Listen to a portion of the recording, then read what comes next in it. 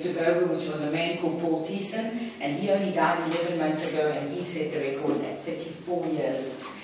After he died, for the first time since 1967, South Africa doesn't hold the world record anymore. An Australian held. Okay.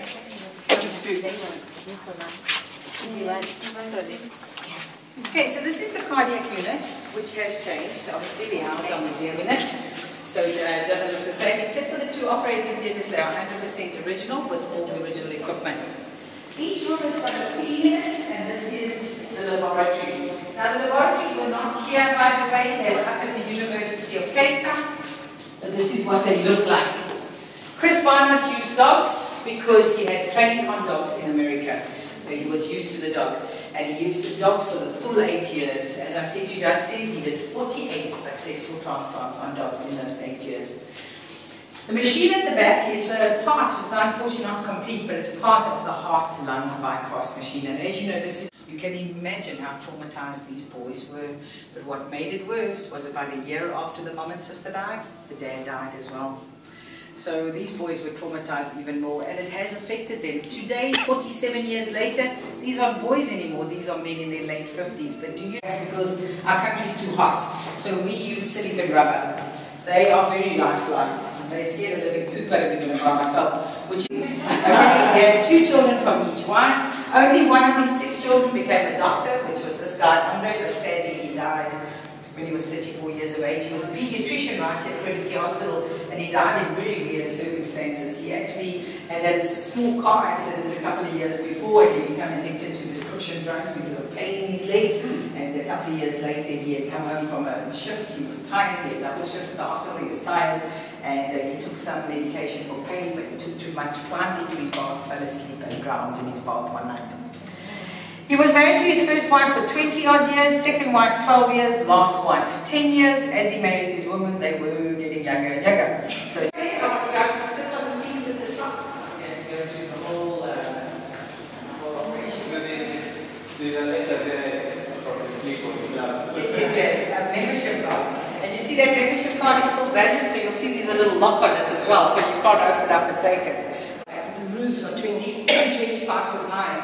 This is because there was no aircon back in those days.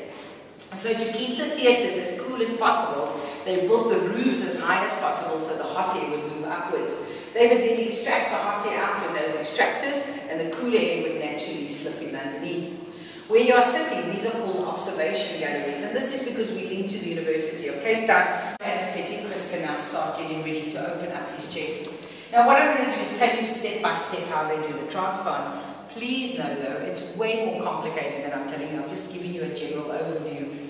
Okay, so the first thing they do is they take a scalpel, which is a really sharp knife, and they cut the skin all the way back. In those days, almost start working again, heart starts moving, blood starts circulating, until he's off the machine completely. His body will then be working on its own.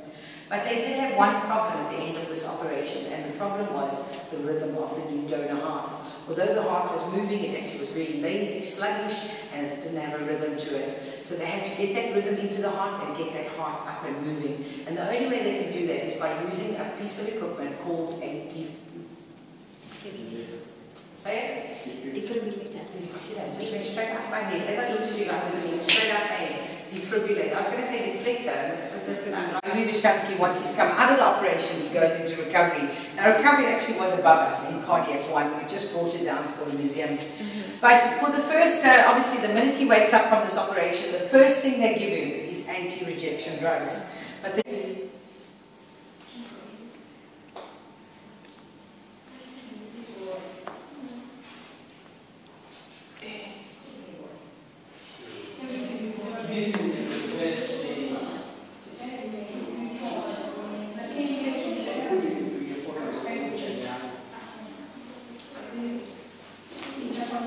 story.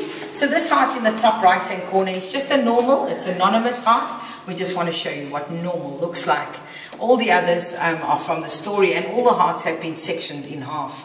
So top left hand corner, sorry, that is Louis Wischkanski's diseased heart we took out of his body.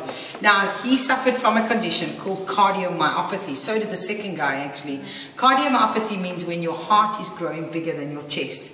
can handle. So he had very, now what shows you that you can see how sick his heart is. If I opened a healthy heart up. Now, you got a car, or you're walking, catching taxis, or what you doing? No, we're just standing off. Okay, so you just start walking distance. Yeah. Have you taken that car? Oh, Pick this one.